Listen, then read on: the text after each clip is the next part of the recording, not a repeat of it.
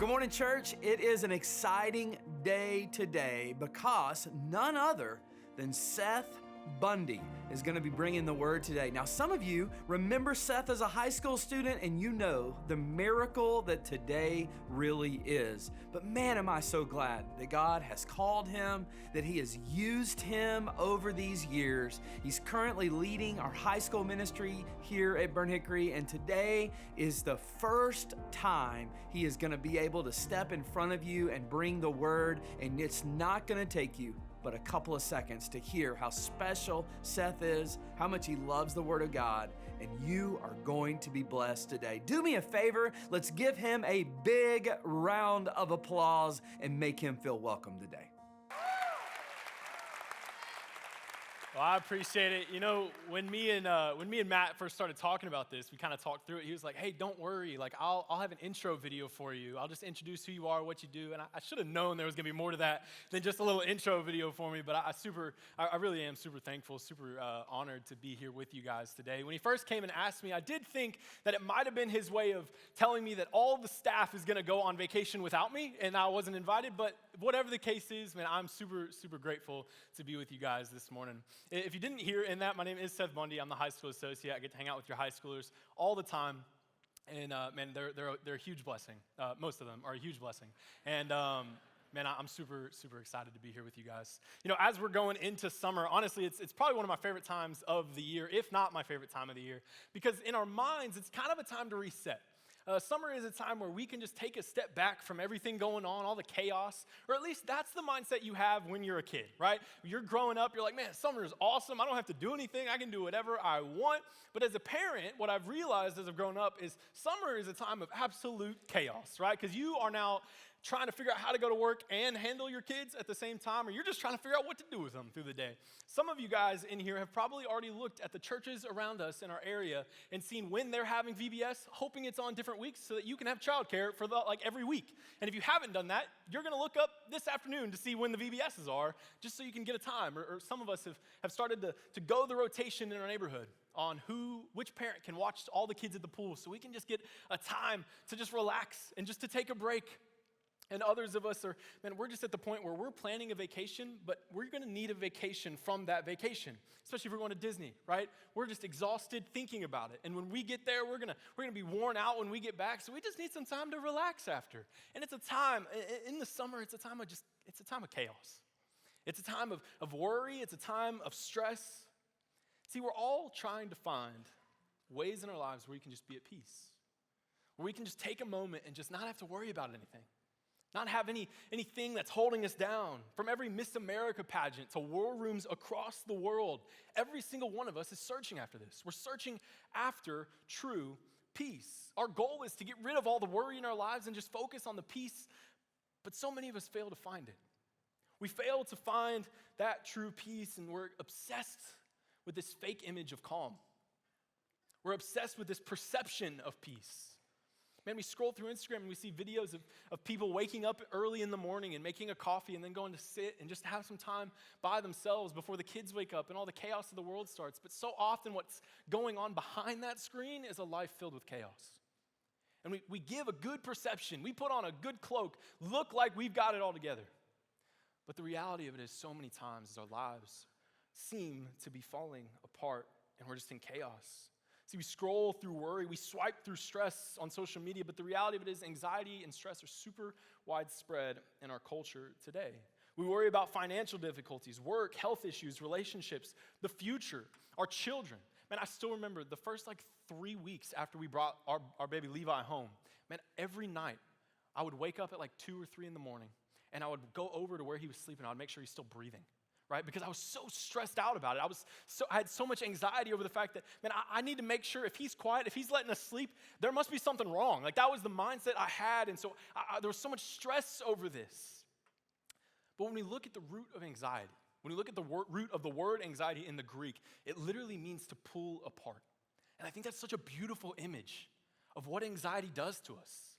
Because that's exactly what happens. When we have anxiety, when we're filled with anxiety, what's happening is we're thinking about the future and we're focused on the future, but at the same time, we're thinking about some things in the past. We're thinking about right now, and we're being pulled in two different directions. Or maybe we're focused on the things going on at work, but we're also trying to figure out how to balance that with our family time, and we're being pulled in two different directions. And we live in this anxiety. And what winds up happening is these things that we're anxious about, these things that we worry about, they become the worship of our lives. And you might be sitting there going, no, not for me. Man, God is the one I worship. But wherever we spend the most of our time and the most of our attention, that is what our lives are worshiping, whether we intend for it to or not. And so for a lot of us, it's so easy for those things to become the worship of our lives. And honestly, when we look at the statistics, it's pretty alarming. In America today, 76% of health impacts are due to stress. 90% of Americans report losing sleep at some point over worry. 61% of Gen Z has a diagnosed anxiety disorder.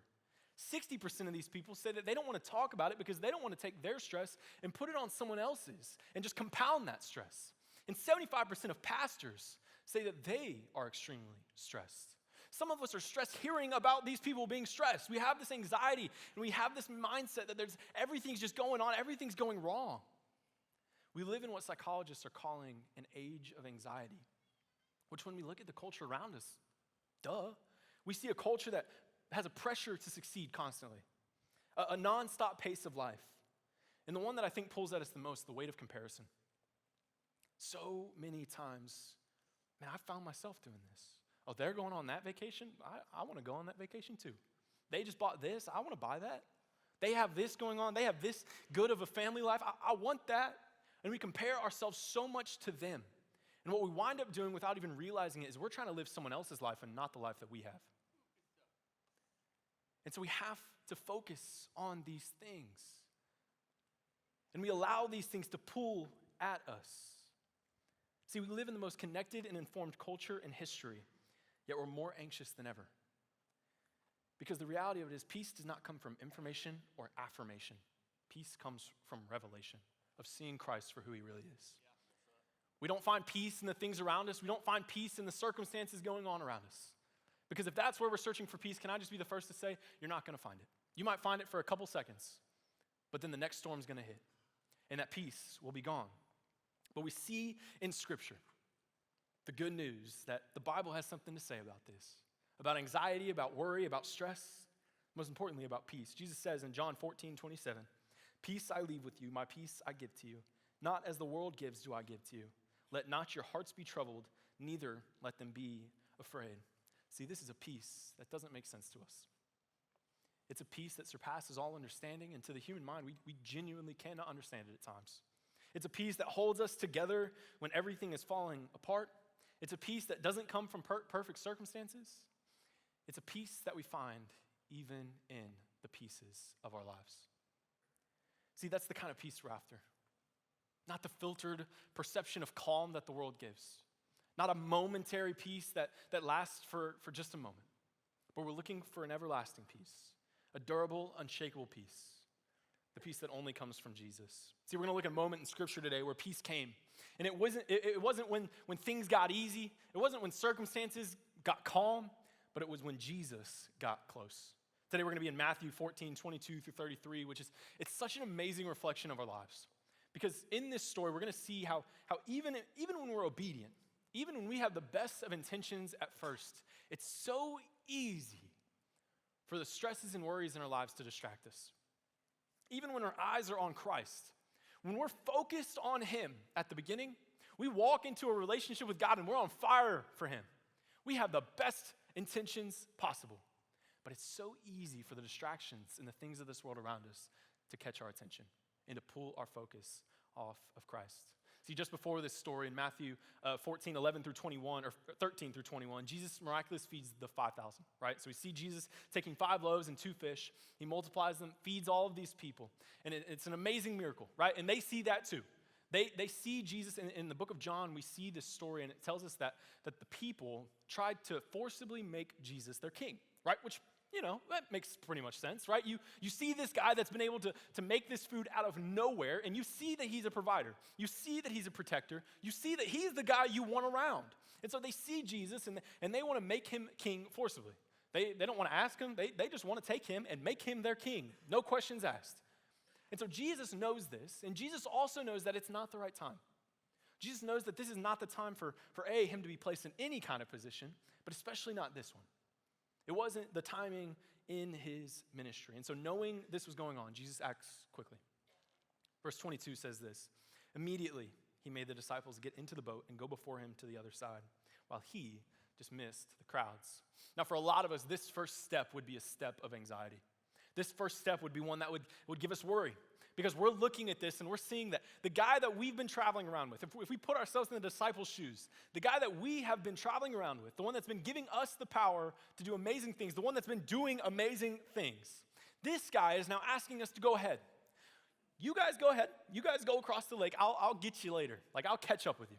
For a lot of us, we'd be like, no, that is not happening, right? When we were in Guatemala, we had an opportunity when we were in college to go on a mission trip to Guatemala, and we climbed a waterfall one of the days. We had a couple hours left, and so we get to this waterfall, and our guide was like a 9-year-old boy, which is a good first step, right? And man, I remember we're all climbing up. There's like 4 or 5 of us. We're climbing up the waterfall, and we get to this point, and the other guys are kind of ahead a little bit, and the kid, guide kid, looks to me, and he goes, "Hey, you guys keep going. I'll catch up with you." And I was like, no, right? That's not happening. My first mindset genuinely was, this kid knows there's a jaguar that lives up there, and he's just waiting to see if he's there and eats us before it eats him. That was my mindset. I was like, I'm not leaving you. This kid knew this waterfall like the back of his hand. And he was telling us to go. I was like, no, I'm not leaving I'm not leaving my guide. I'm not leaving the source of my strength. I'm not leaving the source of my comfort. Man, I can just imagine that's how the disciples are feeling right now. Except it wasn't a 9-year-old kid, it was Jesus, the guy who had done miracles, that they had seen this power work through him. And he's now telling them, hey, you guys go ahead. But they see how important this is to Christ. They see how important this is. They see the emphasis which he speaks. And so they do it. They listen. But what we see Jesus do here is something that we all need to pay attention to. Verse 23 says, after he had dismissed the crowds, he went up to the mountain by himself to pray. And when evening came, he was there alone. And in the middle of Jesus' great ministry, in the middle, he's currently being praised. He's trying to be forcibly made king by these people. In the middle of this moment where it would have been so easy for anyone to just accept that praise and live in that, he sees the importance of being alone with the Father. He sees the importance of going away and having a time of quiet, having a time just to be alone with God. And can I just be honest? If the God of the universe who came down to this earth was 100% man, 100% God, if Jesus needed to retreat to be with the Father, how much more do I need that in my life? How much more do I need that every single day? But so often I let little distractions get in the way of that. Jesus is in the middle of getting praised by at least 5,000 people. But he still retreats from that situation to go be with the Father. How much more do we need to allow the little things in our lives to not get in the way? Because it's in those quiet places where we gain clarity, we gain strength from the Lord, and most of all, we gain peace from God. Verse 24 says, but the boat by this time was a long way from the land, beaten by the waves, for the wind was against them. Write this first principle down. Obedience doesn't exempt us from storms. Some of us have believed this lie that if we follow Jesus correctly, I'm not saying if we make a mistake, but if we follow Jesus how we should, every step of the way, that our lives are going to be smooth. But we see here that their obedience, the disciples' obedience, led them right into the waves. Not to punish them, in the same way to us. It's not to punish us, but it's to grow us. See, Jesus knows what's going on here. Jesus knew the situation. This wasn't a Georgia weather moment where he stepped outside and it was sunny, and then 5 minutes later it was absolutely pouring outside. Jesus knew what was going on. He knew the circumstance, he knew the situation, and still he told them to go straight into the storm. Get out in the boat, start going. He knew the storm would be there, but the storm wasn't a punishment. It was a part of the plan. See, many of us think that, man, if we're facing a punishment or if we're facing a storm, it's some kind of karma or some form of galactic retribution that we deserve. But sometimes it's part of God's plan. We see this all throughout Scripture. In the life of Joseph, we see that his brothers sold him into slavery. But God used that moment to place Joseph in a position of power when a famine came. And he was able to save not just the nation, but specifically his family too. He looked at his brothers in Genesis 50:20 and says, "As for you, you meant evil against me, but God meant it for good." In the life of Paul, we see he was imprisoned and beaten. He did not live a smooth life. And this was while he was being obedient to God. But God used those moments to allow him to impact people that he wouldn't have been able to reach otherwise. We see in the life of Jesus himself, it wasn't smooth sailing. John 16:33, Jesus is speaking. He says, "In this world you will have tribulation, but take heart, I have overcome the world." Jesus isn't speaking from just a God that's staring down on us. He's speaking here from a God that walked on the face of this earth and defeated everything that we come up against. See, we see that all the disciples have done is obey Jesus. They just listened to what he told them to do. Yet they still find themselves in this storm. And this time, Jesus isn't on the boat. The last time they were on the water with a storm, Jesus was in the bottom. And they were screaming, and Jesus comes up and he calms the storm. But this time, Jesus wasn't with them. But that didn't mean that he had left them. Verse 25 says this, "And in the fourth watch of the night," which is like 3 to 6 a.m. So it's like the darkest time. All the wind and the waves are crashing around them. There's just chaos going on around them. It was the time that they least expected anything to happen. He came to them, walking on the sea. But when the disciples saw him walking on the sea, they were terrified and said, "It is a ghost," which is a valid response. And they cried out in fear. But immediately Jesus spoke to them, saying, "Take heart, it is I. Do not be afraid." Write this principle down. Jesus is with us in our storm. I think this is one that we know in our heads, but so many times in the middle of those storms, we forget it in our hearts. We forget that Jesus is right there with us. He's not waiting on the shore. He's not standing on the sideline, but he's walking through the storm with us. I love the imagery here because the disciples are scared of the waves and of the wind and of the storm around him. And what does Jesus do? He walks on top of it. He shows his dominion. It is under his feet. He is over the storms in our lives. He's walking on top of them. We see that he has defeated the very things that we're afraid of.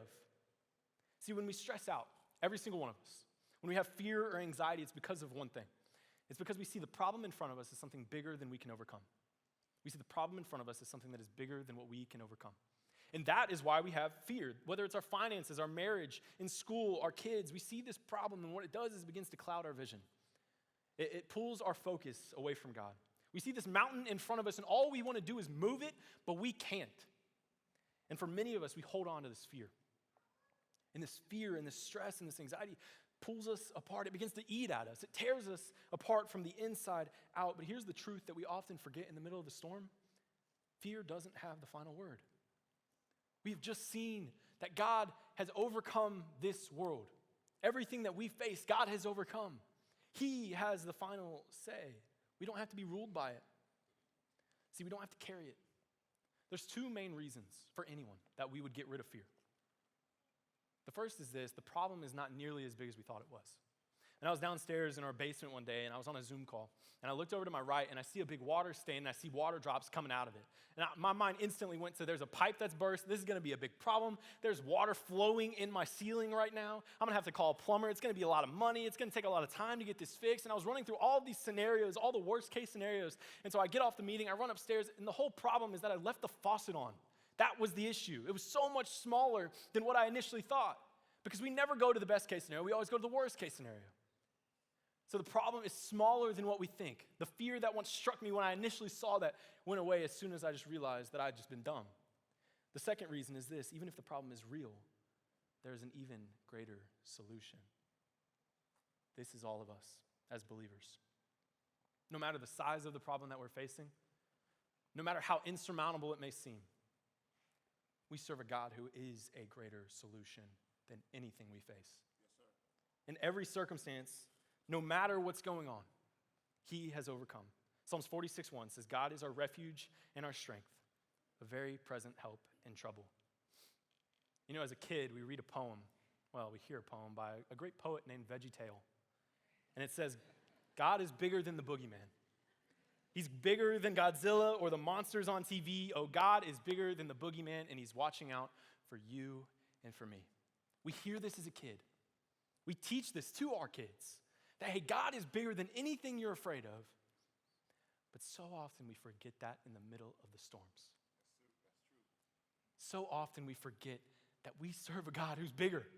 He's greater than everything that I'm ever going to come across in my life. He's greater. He knows it's going to happen. He knows what the outcome's going to be, and he knows how I'm going to get through it. He's greater than everything that we come across. He's bigger than all the trials and storms, and he wants to work through them to pull us closer to him. And because God is bigger, can I just say this? He's not asking you to calm your storm. He's asking you to trust him in the middle of it. He's not asking you to figure it all out. What he's asking you to do is put your eyes on him and trust him. That's what we see Peter do in verse 28. It says, Peter answered him, Lord, if it is you, command me to come to you on the water. Verse 29 says, he said, come. So Peter got out of the boat and walked on the water and came to Jesus. Write this principle down. Peace does not guarantee calm circumstances. See, Peter walked on the water during the storm. Peter didn't ask for comfort. Peter didn't ask for Jesus to lay out a sidewalk to walk to him. In the middle of the storm, in the middle of the waves and the wind crashing around him, what Peter does is he looks to God, and instead of asking for comfort, he asks for a command. He says, God, tell me what to do. God, tell me to come to you. And that's exactly what he did. See, so many times when we're in our stressful moments in life, all we do is we just ask for God to take it away. That's all we can think about. We're just like, God, get this sickness out of my life. God, get this financial burden out. God, just take this all away. Take this relationship issue out. But instead, what if we did what Peter does here? Instead of just asking for comfort, instead of asking for those things to be removed, what if we ask God for a command? God, I don't know what to do right now, but I know that you do. God, in the middle of this moment, help me figure out how to fix this relationship. God, help me see what the next step is. God, help me walk through this just another day. Help guide my steps. Instead of asking for comfort, what if we asked for a command? See, Peter didn't ask for still waters. He knew that the peace didn't come from the absence of the waves, but it was the obedience to Jesus in the middle of the storm. That was where peace was found. But even in this great obedience, I think for so many times in my life, this is kind of like, I've heard this story so many times that it's become like small to me. But Peter is stepping out of a boat, walking on water. The same thing that if you or I were to try this afternoon, we're going to sink straight down. But because of Christ's power, Peter's walking on this water. Yet even in that moment, he gets distracted. Verse 30 says this, but when he saw the wind, he was afraid. And beginning to sink, he cried out, Lord, save me. See, Peter's focus shifted from Jesus to the storm. Peter had his eyes set on the Lord. He was walking on water with him. But the waves and the wind around him overtook his faith. The fear overtook his faith. And Peter did what so often happens in our lives. He stepped out in good intentions. He had a strong faith to begin with. But then he allowed the distractions around him to take his eyes off the Lord. See, his downfall wasn't in the storm. Peter didn't get knocked off balance by the waves. It wasn't the wind that blew him over. His downfall was in the distraction. He had the source of power right in front of him, yet he started focusing on the things of fear around him. See, for us today, I think sometimes we do focus on the specific thing, whatever is bothering us. But a lot of times I think what we do is we focus on other distractions around us, just take our mind off it. We focus on social media, right? We'll just sit there and scroll for hours so that we don't have to deal with what's really going on around us. Kind of let our minds go away. For some of us, we may have some problems at home, and so instead of confronting them, instead of dealing with them, what we do is we spend a couple hours extra at work so we don't have to come home and deal with those conversations, deal with those arguments. Or for some of us even, we take something or we drink something to allow our minds just to drift off to another place so that we don't have to focus on the reality of the situation at hand and we can just drift off and think about whatever we want to. We do these things to take our minds off of the problem instead of going to the source of our strength. And in those moments, the distractions may temporarily take it away, but they're going to come back. But when we go to Christ, when we have the peace that he gives us, it's in those moments that we can focus on the truth. See, write this principle down. Peace comes when we meditate on what is instead of the what ifs. Anxiety thrives in the what ifs. Anxiety thrives when we don't know all the details in a situation and we try to figure them out. Anxiety thrives when you've got a rash on your arm and you start to look up on WebMD and you realize that you've got 2 hours left to live, because that's what we do. We go to the worst case scenario every single time. At least I do. Man, if there's something that I don't know, I never think, oh, maybe it's okay. Like, it's probably good. No, I think the reason I do this is because I go to the worst case scenario, so that way anything less than that I consider a win. That's what we do as humans. We go to the worst case scenario. And anxiety thrives in that. It thrives in the what ifs. It thrives when we focus on what we do not know. But peace, true peace, comes when we focus on what is. And we know who God is. We see in the Old Testament and in the New, we see in our lives today that God is the same yesterday, today, and always. Amen. The God that we serve today is the same God that Abraham served in the desert. The God that we serve today has never changed. I know for a matter of fact that no matter what I do, no matter how many mistakes I make, there is a God that's going to forgive me, that loves me, and that wants a relationship with me. Now, I may doubt that at times. There may be times in my life where I'm in the middle of the storm and I just don't feel like I can hear God. But it never changes the truth that God is there, and that God is love, and that God is peace. See, when we focus on what we know, when we focus on what is, instead of the what ifs, that is when peace can come. If our focus is fixed on Christ, we'll stand even when it doesn't make sense, even when it's walking on the water. But if our gaze is on the uncertainties of the storms around us, we'll sink just like Peter did. Just like Peter did. Verse 31 says, Jesus immediately reached out his hand and took hold of him, saying to him, "O you of little faith, why did you doubt?" See, again, it wasn't the violence of the winds. It wasn't the raging of the waves, which endangered Peter's life, which caused him to sink. It was his lack of faith. And how often is that us? Maybe that's you today, where you've stepped out, you've started with great intentions. You started on fire for Jesus, but then the distractions around us in this world have pulled your focus off of him and onto the things. And we've stressed out about these things. We've worried about these things. Take this as encouragement, because see what Jesus does here. Jesus rebukes Peter, yes, but before he does that, he rescues him.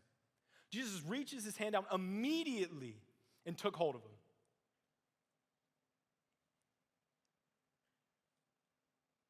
And how often is that what we need?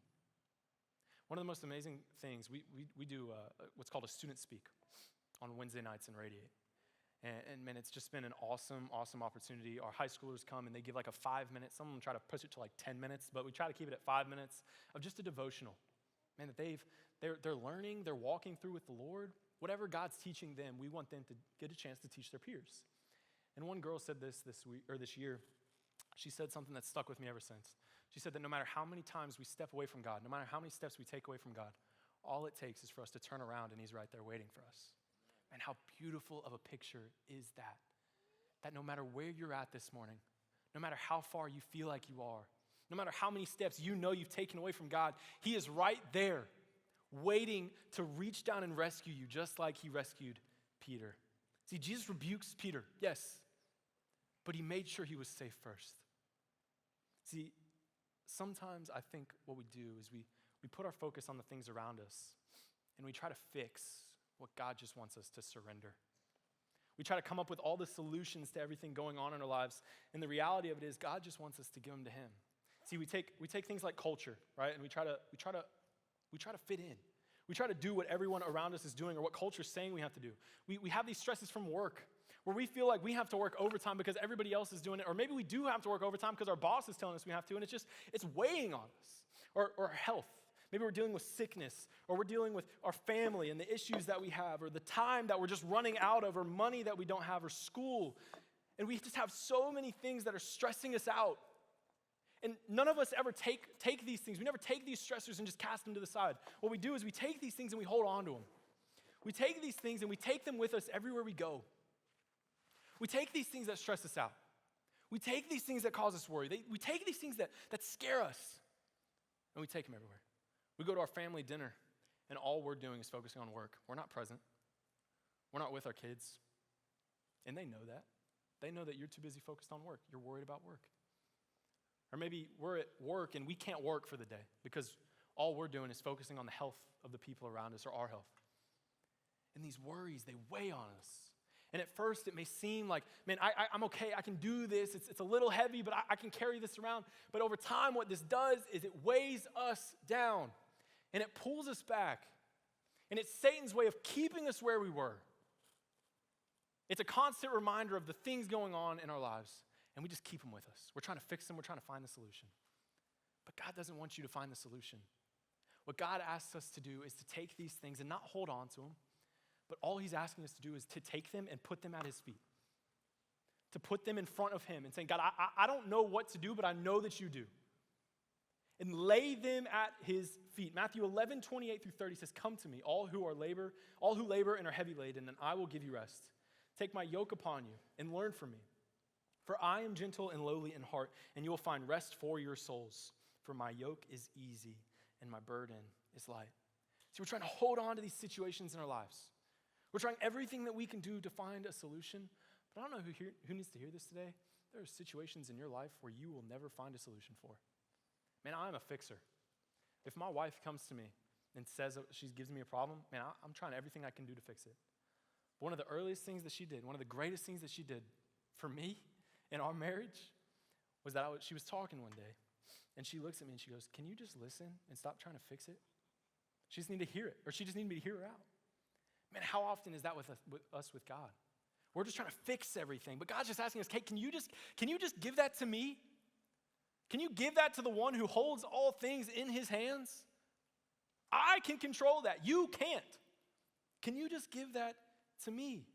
And sometimes I think a lot of us struggle with what surrender truly looks like. Because we say that, oh yeah, God, I'm going to give this to you, but in the reality of it is we're holding the reins back the whole time. We're not truly giving it to him.